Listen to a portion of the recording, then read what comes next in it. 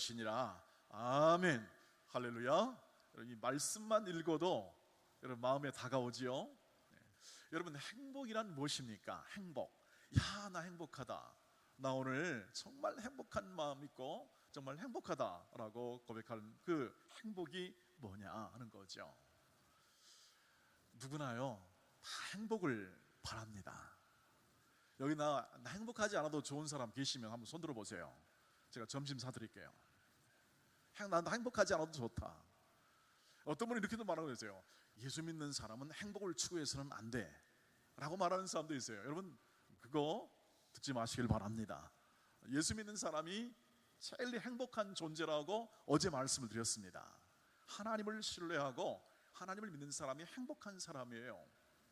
신명기 오늘 그때 말씀처럼 하나님을 믿는 사람이 제일 행복한 사람인데, 여러분 행복이 뭐냐고 물으신다면 옆 사람에게 한번 대답해 주시기를 바랍니다. 행복이 무엇이냐고 물으신다면 어떤 분은 눈물의 씨앗이랍니다. 아이고, 그건 노래하는 거고요. 행복은 다음과 같습니다. 기쁨과 감사와 만족이 있는 상태를 말합니다.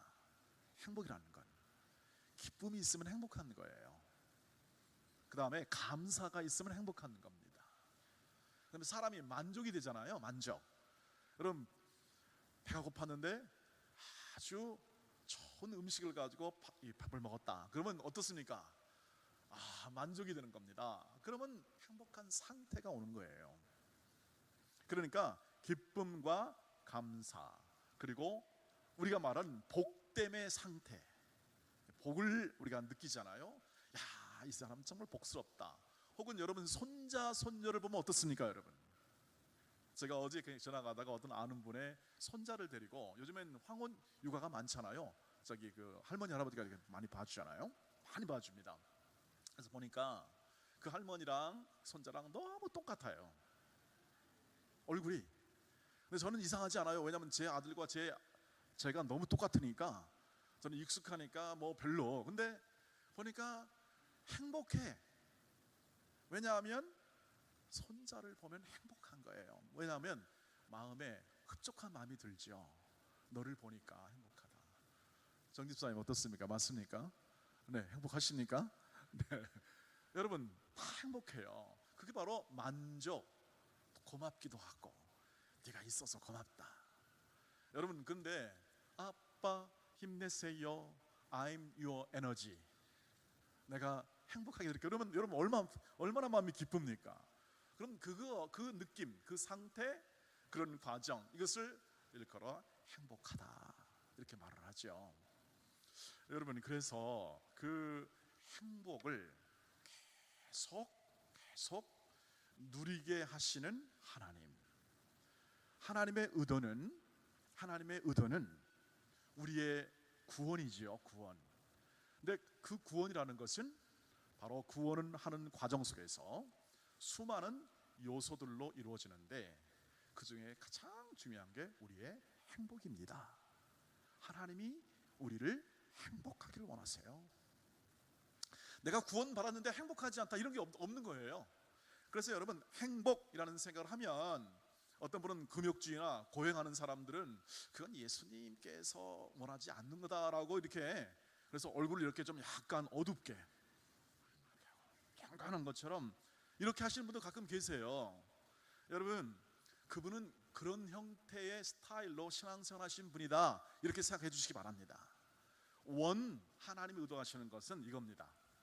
이렇게. 왜? 행복하니까. 행복하는데 심각한 사람 봤습니까? 난 너무 행복한데 나 너무 심각해.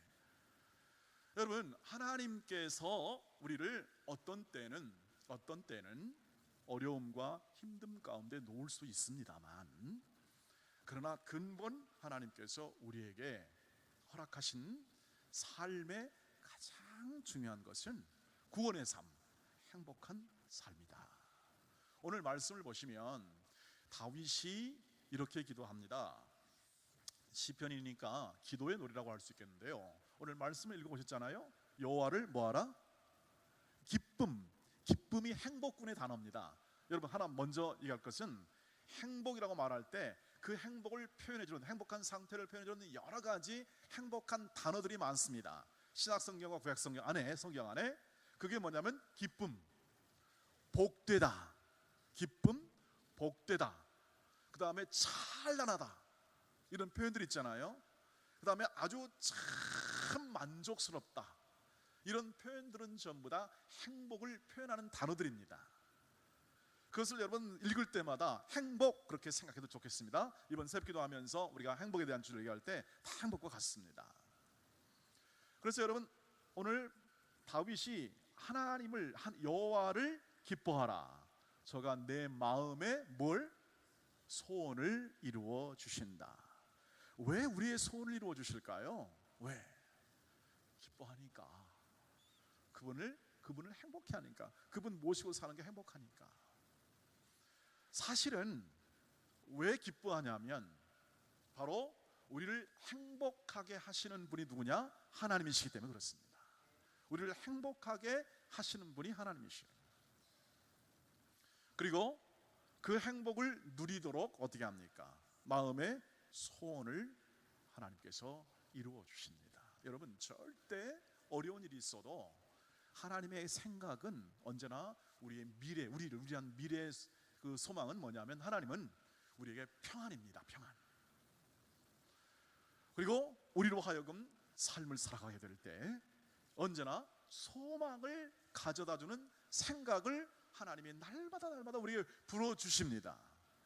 근데 왜 사람들이 그 하나님의 행복한 소망과 희망을 잘 받지 않냐면 하나님을 잊어버리니까 그렇습니다. 하나님을 잊어버리고 눈앞에 다가온 문제나 그리고 우리의 삶이 바빠서 하나님을 기억하지 않기 때문에 그렇습니다. 너무 단순한 겁니다, 사실. 그래서 사람들이 하나님을 생각하지 않으니까 하나님의 관점과 하나님의 주시는 행복의 요소들, 행복의 은혜들이 들어오지 않는 거죠. 여러분, 하나님을 알고 하나님을 추구하고 하나님을 기뻐하는 자에게는 하나님이 그 마음의 소원을 이루어 주십니다.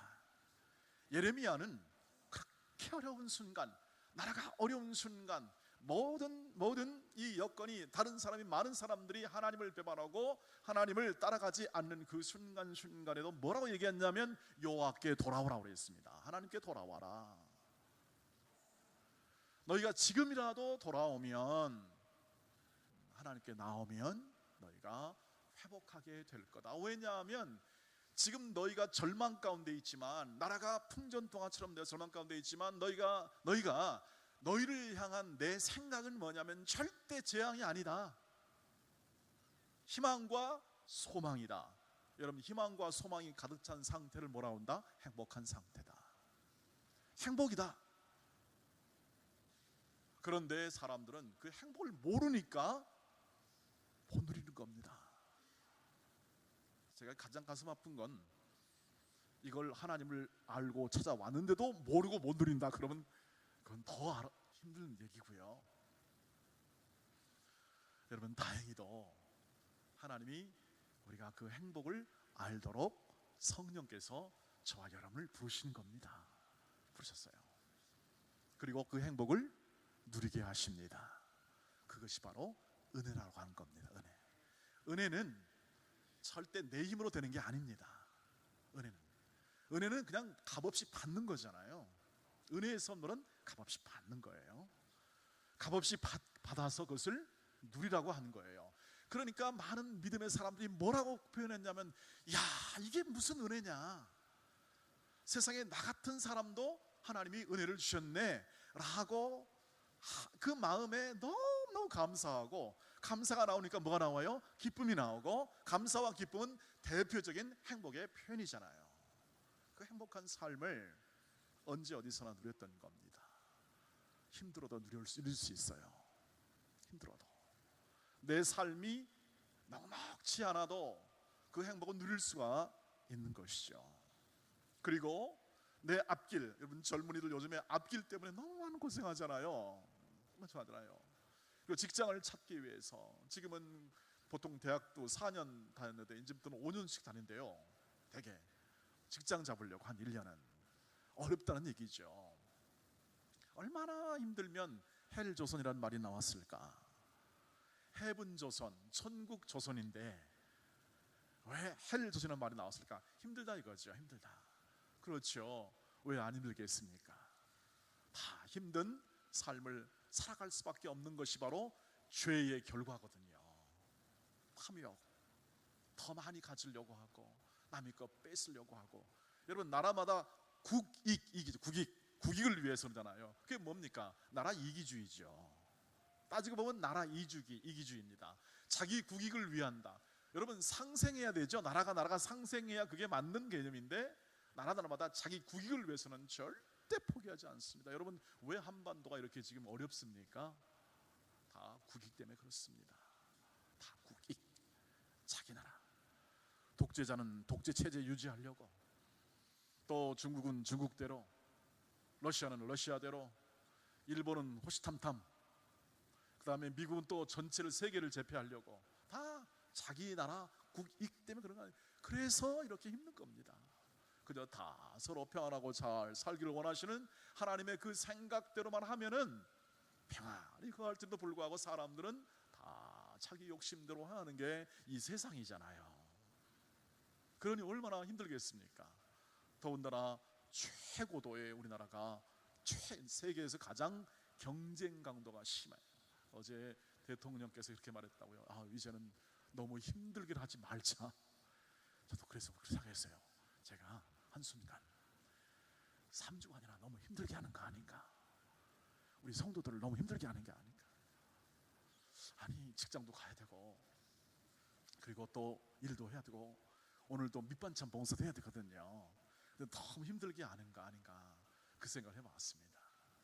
그런데 정말 이 3주간 하나님께 잘 드리면 일평생 행복할 수 있겠다, 저는 그런 확신이 들었습니다. 제 마음 가운데. 단 우리는 행복을 주시고 행복을 이루시는 하나님의 은혜를 붙잡아야 합니다.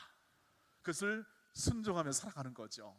베드로 이렇게 고백했습니다. 모든 은혜의 하나님, 모든 은혜의 하나님, 곧 그리스도 안에서 우리를 영광 가운데 들어가게 하신 이가, 구원하신 이가 잠깐 고난받는 우리를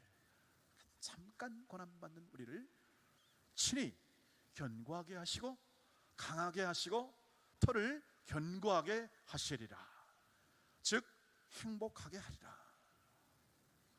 어려울 수도 있고 힘든 여건이 있지만 하나님의 끝은 뭐냐? 하나님의 인도하심 은혜의 끝은 뭐냐? 우리의 구원이요 행복이다.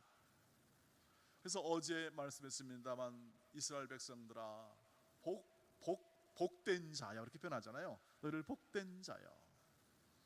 왜냐하면 너희처럼 하나님의 구원이 임한 백성이 세상에 어디 있느냐. 너희를 위해서 하나님이 친히 칼이 되어주시고 방패가 되어주신 하나님이 세상에 어디 있느냐. 여러분 세상 누구에게 하나님이 여러분에게, 세상 누구보다도 여러분에게 하나님의 은혜를 베푸심이 오늘 이 자리의 증거가 아니겠습니까? 그 세상 어떤 사람보다 하나님 안에서 행복하라고, 하나님 안에서 그 행복을 누리라고, 어려워도 기뻐할 수 있고 힘들어도 감사할 수 있는 세상 사람들이 이해 못하는 것을 누리라고 말이죠.